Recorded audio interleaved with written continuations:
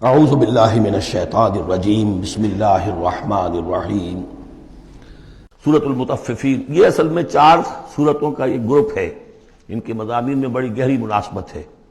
سورۃ التکویر، سورۃ الانفطار، پھر یہ مطففین، اور اس کے بعد پھر آئے گی سورۃ الانشقاق۔ بسم اللہ الرحمن الرحیم۔ ویل للمطففین، تف کہتے ہیں بہت حقیر سی شے کو، کم تولنا، کم ماپنا، کتنا فرق ڈال لے گا آدمی؟ 2 تولہ، 4 تولہ، ایک سر جو ہے اس میں اتنا ہی کرے گا، کیا کرے گا؟ اتنی حقیر سی شے سے اپنا ایمان فروخت کر رہا ہے۔ تباہی ہے، بربادی ہے، ہلاکت ہے، ویل ہے، جہنم کی بدترین وادی ہے ان کے لیے جو کمی ڈالتے ہیں۔ مطففین الذین اذا اکتالوا علی الناس یستوفون، وہ کہ جب لوگوں سے ناپ کر لیتے ہیں تو پورا لیتے ہیں۔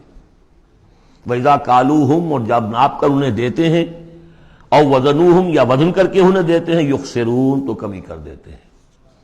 یہ جو ہاتھ کی تھوڑی سی جنبش ہے، یہ کیا بتا رہی ہے؟ یا تو اسے یہ خیال نہیں ہے کہ اللہ مجھے دیکھ رہا ہے، یا اسے یہ خیال ہے کہ موت کے بعد جی اٹھنا نہیں ہے۔ سیدھی سیدھی بات ہے، 2 میں کی تیسری سوال کیا ہوگا؟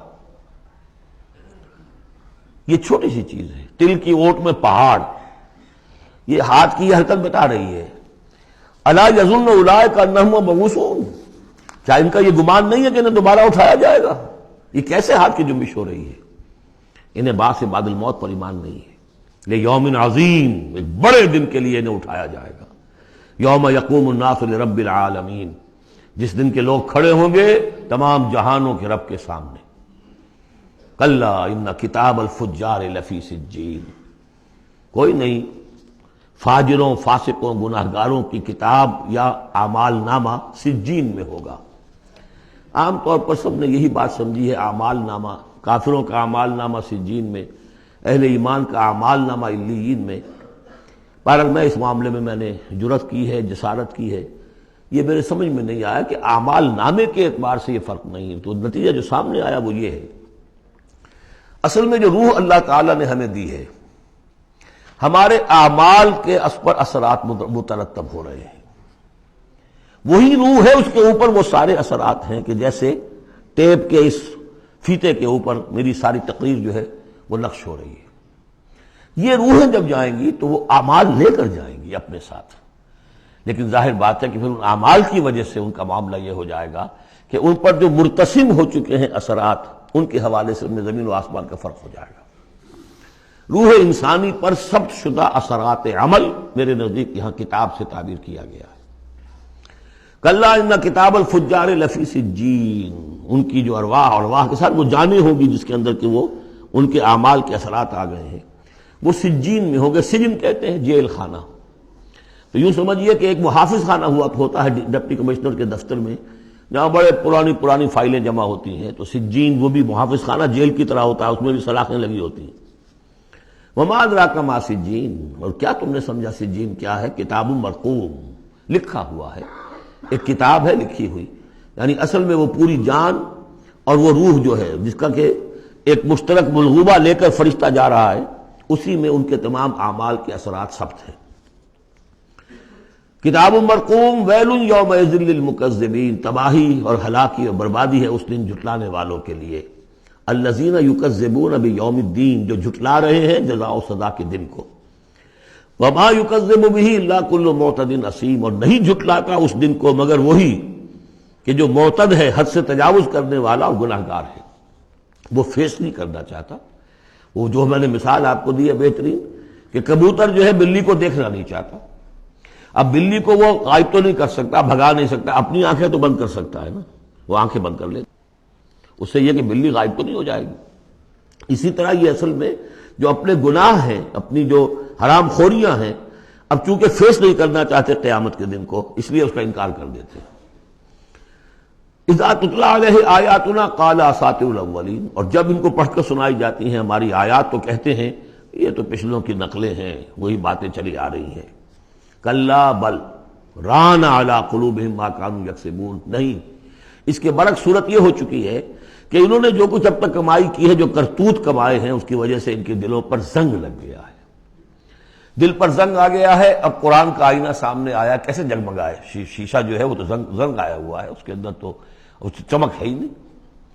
تو سمجھ لیجئے کہ یہ قلب جو ہے، اس کے اندر جو روح ہے، اوپر کا شیشہ جیسے چمنی تھی، گلوب تھا، یا جیسے لالٹین کی وہ چمنی ہوتی تھی، اس پہ دھواں بہت آ گیا تو اندر کی روشنی باہر نہیں آ سکتی، باہر کی روشنی اندر نہیں جا سکتی۔ اندر وہ چراغ جل بھی رہا ہے تو روشنی تو نہیں آئے گی، دھواں آ گیا ہے، نہ باہر سے کچھ آئے گی۔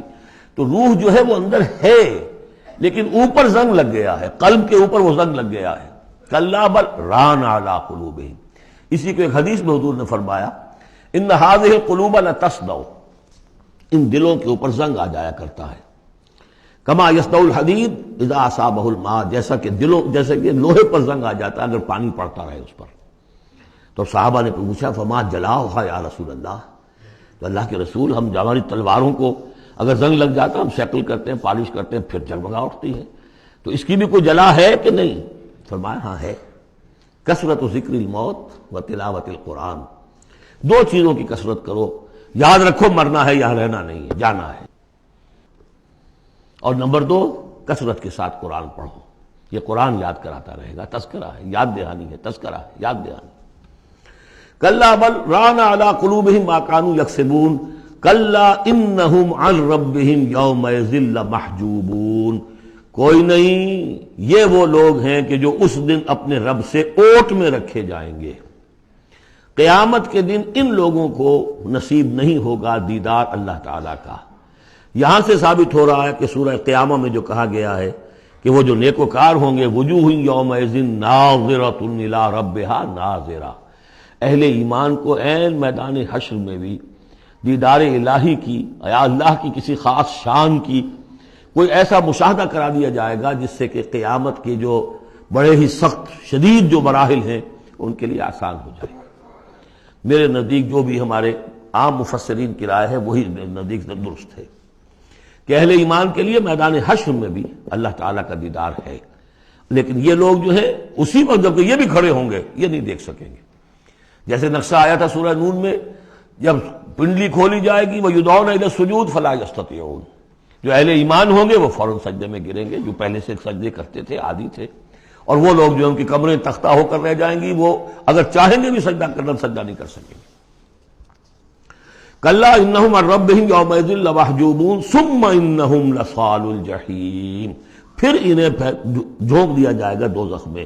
گویا کہ یہ مرحلہ دوزخ میں داخلے سے پہلے کا ہے جس کا ذکر ہو رہا ہے، یہ میدان حشر کا ہے۔ ثم یقال ھذا الذی کنتم بہ تکذبون، اور پھر ان سے کہا جائے گا یہ ہے وہ جس چیز کا کہ تم تکذیب کرتے تھے، جھٹلاتے تھے کہ نہیں کچھ نہیں ہے، کوئی جزا سزا نہیں، کوئی دوزخ نہیں، کچھ نہیں۔ صدق اللہ العظیم۔